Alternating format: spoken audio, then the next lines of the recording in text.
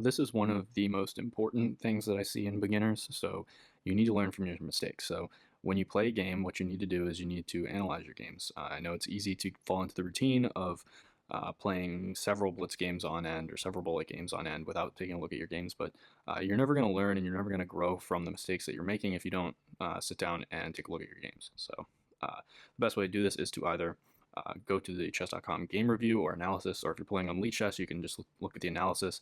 And ideally, the best way to go over a game is to first take a look at it with the analysis and turn off the engine and just run through the moves of the game on your own. So in this game, obviously, white pre-move d4 and hangs the pawn, but it's best to just go over your games without the engine first and try and figure out where you think you went wrong or what mistakes you made without looking at the engine, and only then uh, add the engine and take a look at where you made mistakes and where you could have played better.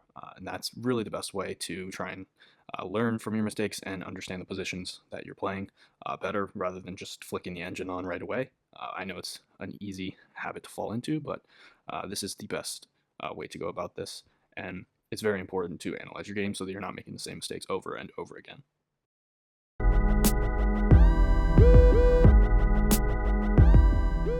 Kind of piggybacking on this last way where you're analyzing your games, I highly recommend playing rapid or classical, at least one rapid game or classical game a day, either 15 plus 10 or 10-minute, or just a little bit longer of a time control, maybe a 30-minute game if you're feeling really ambitious. But just a longer game where you can calculate a little bit more precisely and fully work through all the details in any given position.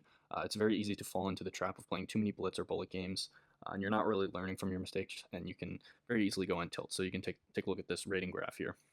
So I had pretty decent rating. I was in the 2000s, and then here I tilted my rating from 2027 down to 1917 just by playing a ton of blitz games. Clearly, I wasn't learning from my mistakes really, but in rapid, you really have the opportunity to play much more serious moves and take your time and really work through each given position. Versus in blitz, sometimes the time pressure will prevent you from working out the position as much as you want to.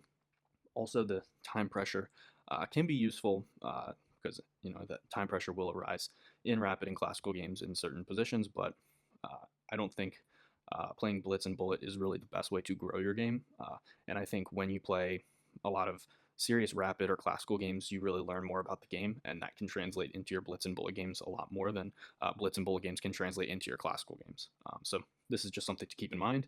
Maybe try and play one rapid or classical game a day, and make sure to analyze your game appropriately.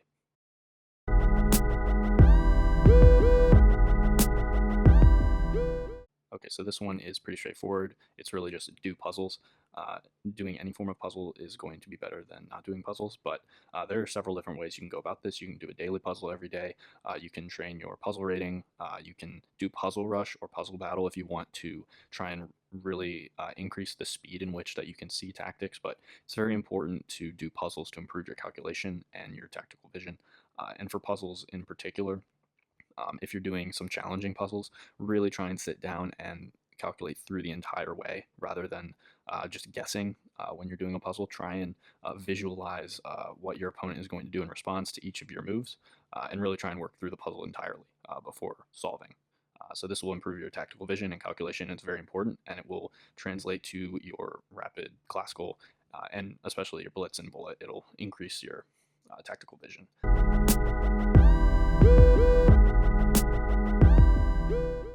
So this one is very important. I see a lot of lower rated players. They exclusively play opening traps or unsound openings simply to try and confuse their opponents. But when you're building an opening repertoire, maybe every once in a while it's okay to play stuff like that. But if you're playing bad openings consistently, it's really going to hinder your growth as a chess player.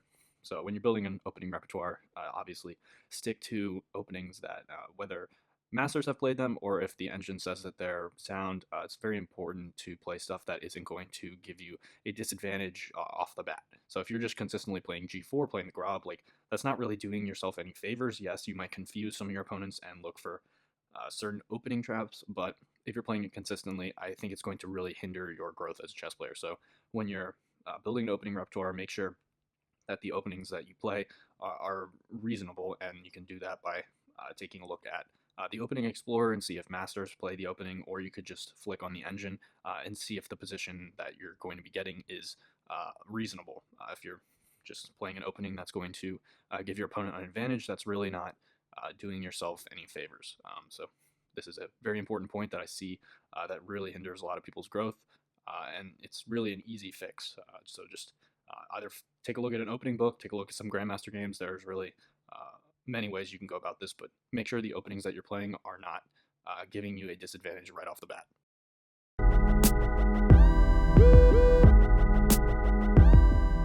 A super important thing to note, and it's even seen at the Grandmaster level, but don't just memorize opening moves. Yeah, it might be okay to memorize some of the beginning moves just so you can get to the positions that you're trying to arrive at, but it's also important to think about what your opponent is doing, one, and two, it's important to think about what type of middle game plan you should be going for. So you need to be getting to a position that you are comfortable playing and not just memorizing moves. So a really good example of memorizing moves is this position that I get all the time out of the Sicilian Nautdorf. So we have e4, c5, knight f3, d6, d4, cd4, knight d4, knight f6, knight c3. And then after a6, we have the Sicilian Nautdorf. And bishop to g5 is the old main line, the traditional variation. And black goes e6 here, f4, and the main line goes bishop to e7 and queen to f3. But I like to throw in this b5 move, this Polugevsky variation. And really, white a lot of the times just plays queen f3 without even thinking, and after bishop b7 castle, black is equalized because white simply wasn't really thinking about what moves he should be playing. He was really just rattling off moves that he memorized. And now it's like you can't play e5 here because you put yourself into this pin. And there are several ways that black can really play and treat this position. But white really has to get this queen out of this pin before he can really do anything. So that's just an example of memorizing moves and not really thinking about what your opponent is doing.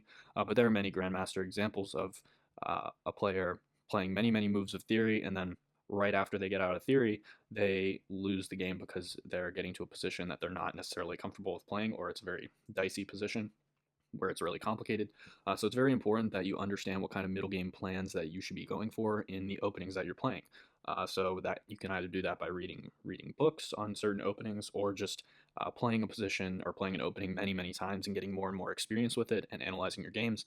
But really try and avoid memorizing your moves. That is really the biggest thing. Do not memorize moves in the opening.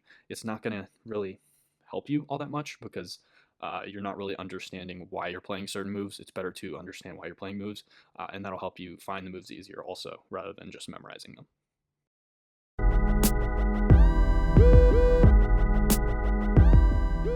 One of the best ways to improve your chess is to take a look at Grandmaster Games, and one website that I really like to do this is chessgames.com.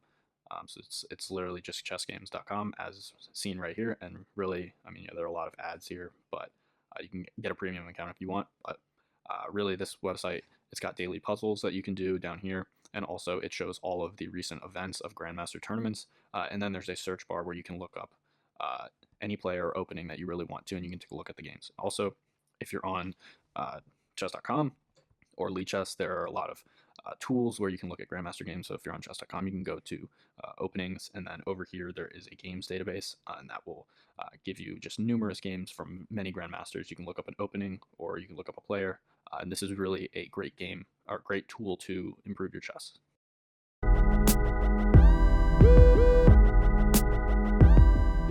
Super important point in chess. You always want to be thinking about what your opponent wants to do. You don't want to just get so bogged down in the plans that you want to play, the moves you want to play.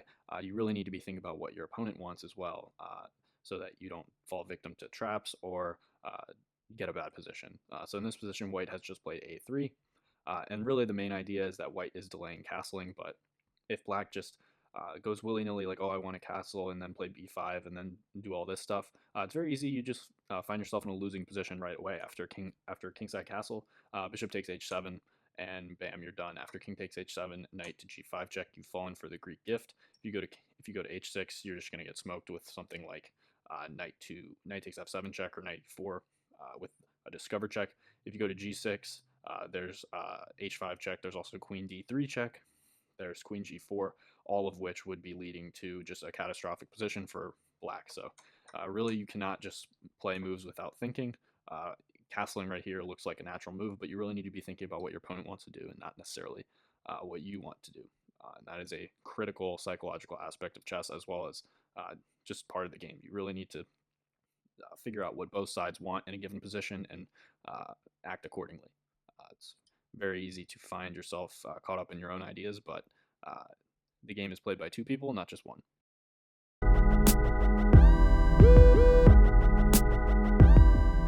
Two types of positions. There's positions where you need concrete calculation and positions where you need general plans. So this is a position where you need concrete calculation. So initially my plan was, okay, I want to play rook a6 and then swing the rook over. That was the general plan, but you can't just get away with general planning the entire time. So I played rook to f6 here. Now, if I hadn't calculated properly, this would actually be a losing move because of rook to h5. So as you can see, rook h5 hits my queen, and if I move my queen to g6, which is the only safe square for the queen, my knight would fall. However, in this position, I had some calculation, and I had seen further ahead, rook takes f2 check. And the idea is if the king takes, or if the queen takes, I take the rook, and if the king takes, which is what happened in the game, knight to g4 check, and I pick up the rook on the next move because it cuts off the queen's defense of the rook. But you might think, okay, rook a6 and swing the rook over is the general plan, but you cannot always get away with just general planning. So rook f6 required concrete calculation because if I hadn't calculated rook takes f2, rook to h5 would simply just be winning for white. So you need to be very, very careful and very accurate in your calculation when you're executing your general plans.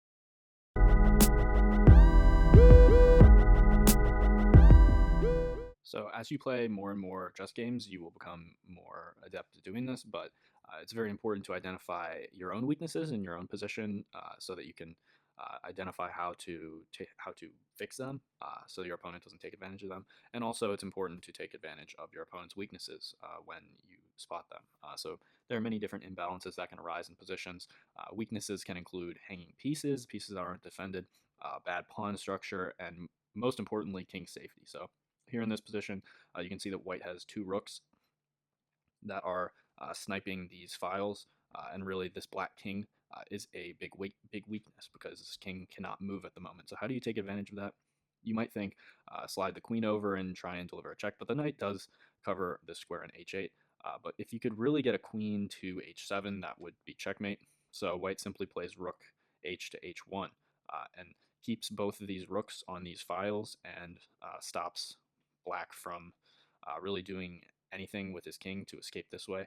The initial move that you would think is playing rook to h1 would be a good idea.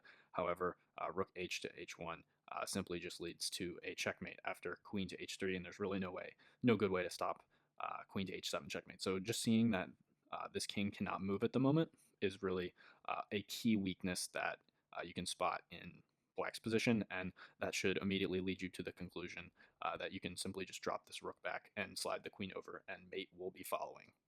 But this is just one example of spotting a weakness in your opponent's position, this one being king safety, but there are other things that you can look for, like bad pawns or just squares that you can take advantage of. There are a variety of things, and as you play more, you will become more adept at this.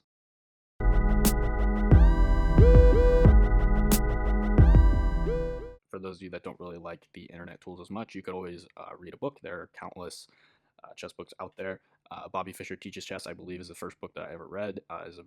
It caters to the beginner, but it has very important tactics that everyone should know, and it really is a good intro to how to play chess. Also, there are other tools like Levy's book, How to Win at Chess. I'm sure many of you have read that. And then there's How to Reassess Your Chess, which is a good comprehensive guide to chess imbalances. And then one of my personal favorites is Imagination in Chess, which really teaches you the thought process that you should be going through when you're playing a game of chess. And there are some very, very creative tactics and fresh positions, as it notes right here. And it really is a great guide to thinking your way through any given position. But this is just a couple books to note, but there are just countless books out there. There are opening books, tactic books, endgame books, really just any book. So just picking up a book and reading through it will almost certainly improve your skills, regardless of what kind of book. But ideally, you try and pick a book that caters to some of your weaknesses if you want to really improve as a chess player.